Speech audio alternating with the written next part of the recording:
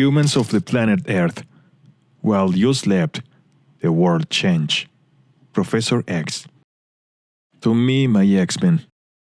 5 months ago, Krakoa. 4 months ago, Westchester. 3 months ago, the blue area of the moon. 2 months ago, Mars. 1 month ago, the Savage Land. 3 weeks ago, Washington, D.C. 2 weeks ago, the Jerusalem habitat. Now. Ambassador, you look tired. How was your flight? Same as you, I guess. Unexpected. Charles Xavier decides to deliver a telepathic message to the world, an offer we can't refuse. And here we are. Now the habitat I didn't know existed, recognizing the sovereignty of a nation-state I'd never heard of until 4 days ago. How does the saying go? May you live in interesting times? Personally, I settled for a bed of predictability and a good night's sleep. Unfortunately, these things I cannot see happening. You are apprehensive. I am. It's the designer drug, no? It is a problem. A drug that can extend human life 5 years, another that prevents diseases of the mind, and a third that is the most effective, adaptive antibiotic the world has ever seen. You would say it's a problem. I would call it a gift. It's not a gift if you have to pay. Xavier is only offering these miracle drugs to the nations who recognize his. Well, that is called leverage. God knows none of us would ever dare such a thing. Trade deals, treaties, the money and power of it all. These are complications you are all familiar with. What should concern you is the amnesty. You think so? I seem to remember something someone said once. Something about appearing to be one thing while actually being another. You are not actually going to quote Sun Tzu, are you, Ambassador? Why bother? It's not a what if they already won. Is that your position or the position of the Chinese government? I've been ordered, if put to the question, to accept Xavier's deal. We see the potential of it. Excuse me, ambassadors. We are sorry to have you waiting. Please come inside. Welcome to this Krakoan habitat. I am Esme. This is Sophie. Actually, Sophie is my human name. I'm thinking of taking another. Anyway, we along with our sisters are acting as a temporary staff for this habitat until we are fully up and running. Can I offer anyone something to drink? I'm fine. When will we be meeting with Xavier? Charles won't be meeting with us today. He is otherwise engaged. I admit, I'm a poor substitute, but hopefully I'll manage. Magneto? Please, Ambassador. It's fine. Follow me. I'll give you the tour. The Grey Malkin Habitat, Westchester, New York. Can anyone travel through a gateway, Miss Grey? No, not everyone. Any mutant can, of course. Krakoa recognizes its own. But anyone or anything that isn't a mutant must be accompanied by one, and even then, we have to ask for permission. You see, Krakoa is very protective, and it's always important to have good manners. Okay, here we go. Just walk through, and then we'll be in the island. The interface has the count at 12 cipher. Can you confirm? Checks out with Krakoa. See, I told you it would work, Sage. Last week, you built an entire system to manage the traffic of the Krakoan network from scratch. And how cool was that? Coded in a language only you and the island can speak, and bioengineered to run on light and not electricity. Yeah, I can't believe I doubted you. It's time to get with the program, Sage. You need to bury all that cynicism and replace it with good old-fashioned hope. The professor has changed all the old rules, and we've entered a whole new world. Whoa! Yeah, that does about cover it. The plan is for most of the younger mutants to live in the habitat near the lagoon, but there really aren't any rules regarding that. So if you see somewhere else you'd rather be, that's perfectly fine. Oh, wow. Look!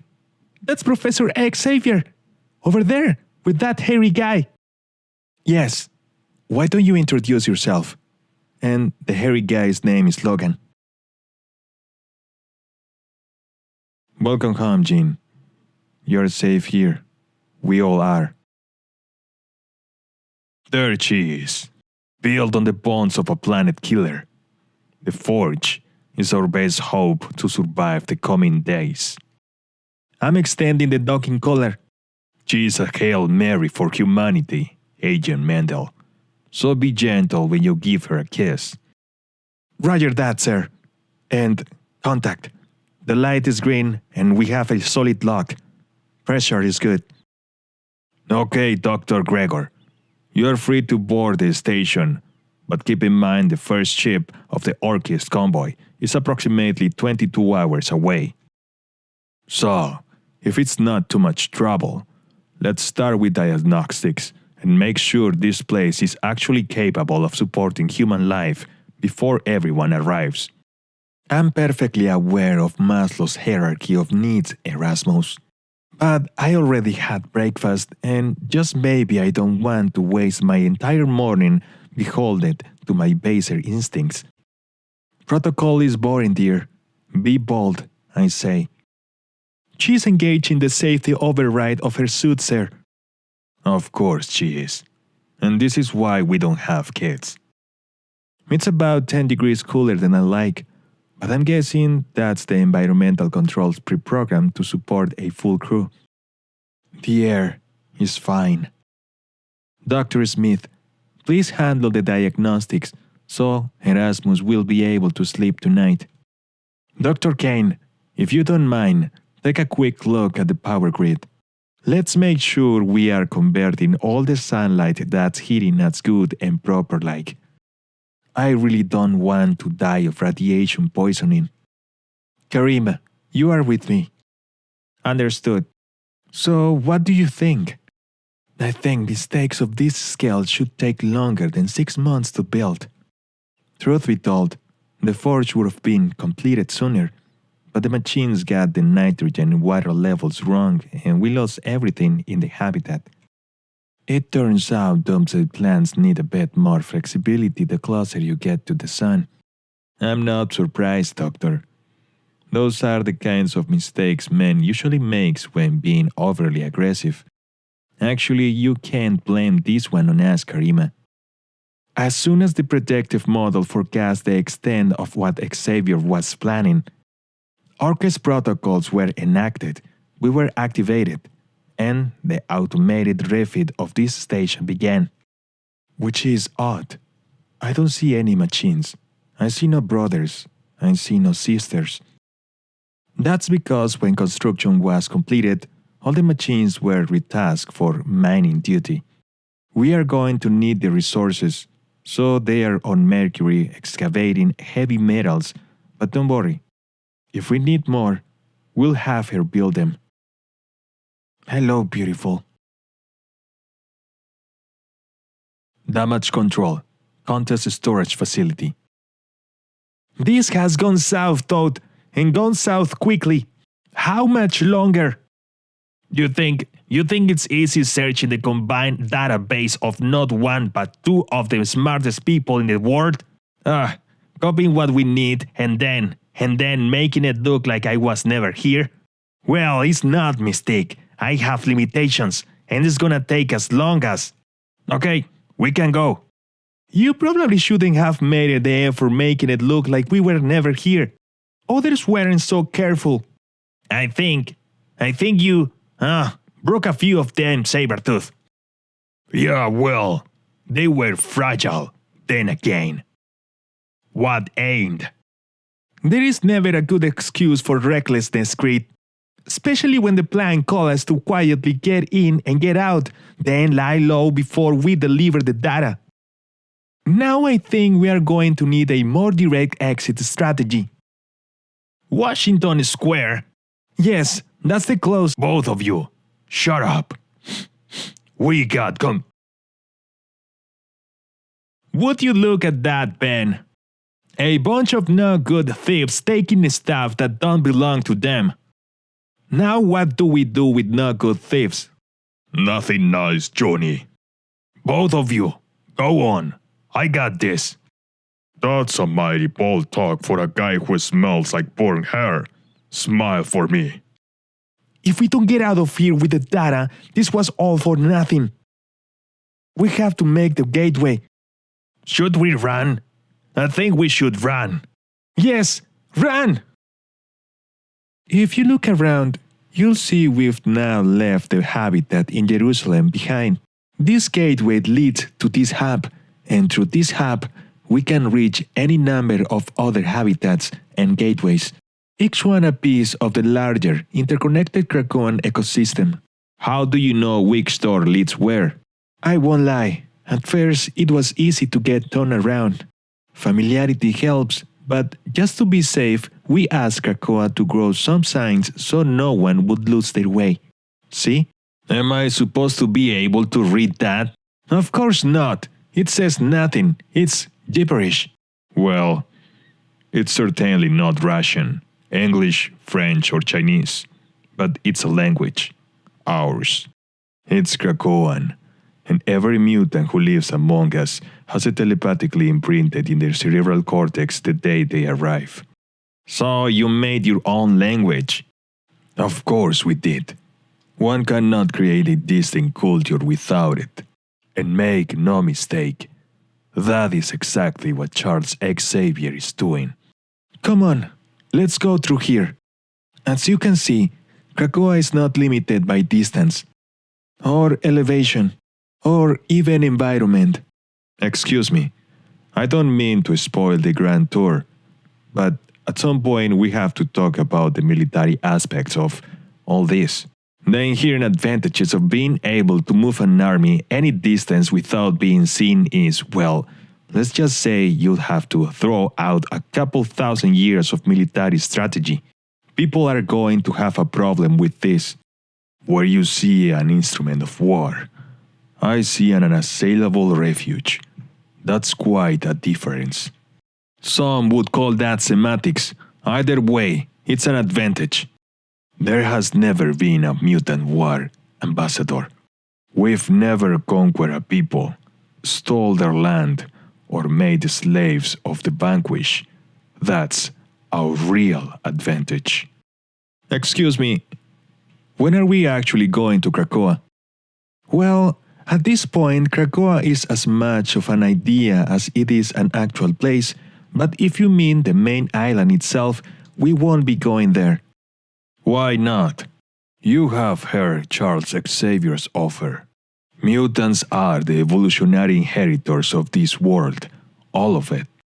But instead of claiming it, we are giving it to you and keeping only a small portion for ourselves. The island you see is ours, and ours alone. Man is not welcome there. Creed, stop fucking around. Let's go. Nice to show up, Sue. How do you know where to cut them off? It was actually pretty simple. Once you identify them, there was really only one place they could conceal. Heads up, Drit. The gate's active again. Someone coming through. Oh, how wonderful. The Richards family. And you, Ben, I hear you got married. Mazel tov. Oh, thanks, Slim. Of course. And everyone else is fine? Doing well? You know, just the normal fireworks, Cyclops. What would life be without little surprises? So, shall I take Mr. Creed off your hands? But we just caught him. Why would we do something like that? You're a smart man, Dr. Richards. I know you know what amnesty means. I do. I also know that Sabretooth broke any number of laws in the last hour, including no small number of injuries to guards and a high probability that some of those injuries are significant, possibly fatal. Are you really offering amnesty from that? It's upsetting, I know, but I'm afraid we are. New beginnings demand a wide berth. Then, I think I have a problem with that. Fair enough. I can see you feel strongly about this. Why don't you keep him? We'll deal with that some other time, some other way. What? Are you fucking kidding me, Summers? Shut up. Cyclops, this amnesty, the other things Xavier is doing, what are all of you thinking? My family has spent our entire lives being hunted and hated. The world has told me that I was less when I knew I was more. Did you honestly think that we were going to sit around forever and just take it? Of course not. But it's very simple, Susan. I believe in what Charles Xavier is doing. Please, greet your son for me. And tell him when he is ready. He has family on Krakoa waiting for him. The Krakoan habitat, Jerusalem. So, what have we learned? That in return of recognizing Krakoa as a nation of good standing, you will... No, I wasn't speaking to you. Well, our host ambassador from Israel decided to join her fellow representatives from the Security Council today. She is with them, but not with them. She is also ex-military and doesn't really care for them, or you, for that matter, but that's no surprise. As for the others, well, they've been trained to withstand telepathy, just not trained enough. They're all plants, sir. What? Outrageous! Mamingio is actually the head of the State Science Office. Both he and influential members of Parliament are eager to agree to our terms.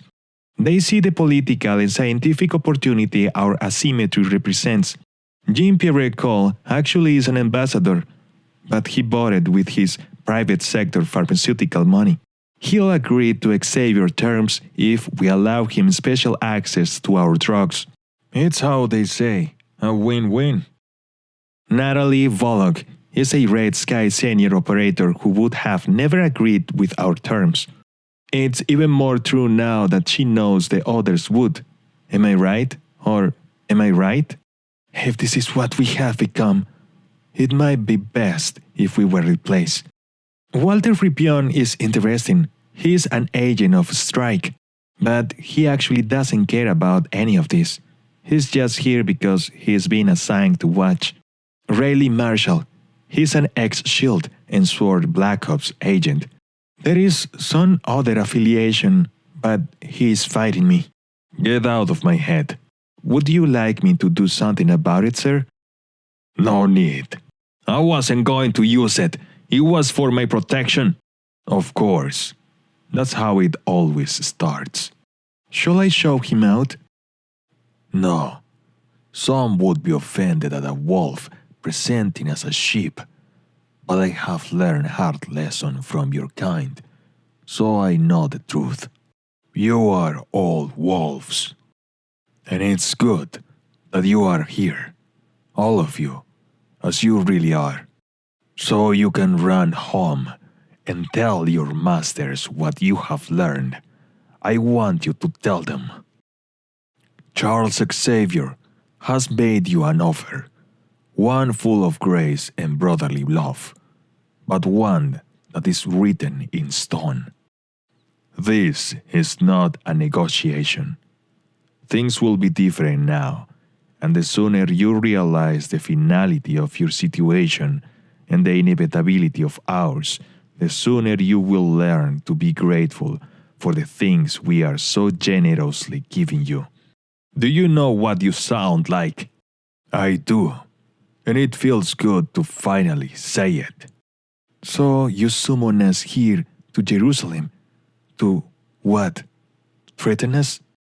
A promise is not a threat, Ambassador, and I summon you to this place for wholly superficial reasons.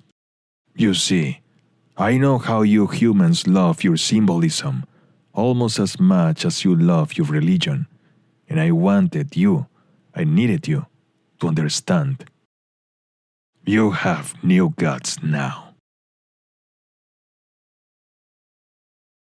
I have a new word for the lexicon of men, Krakoa.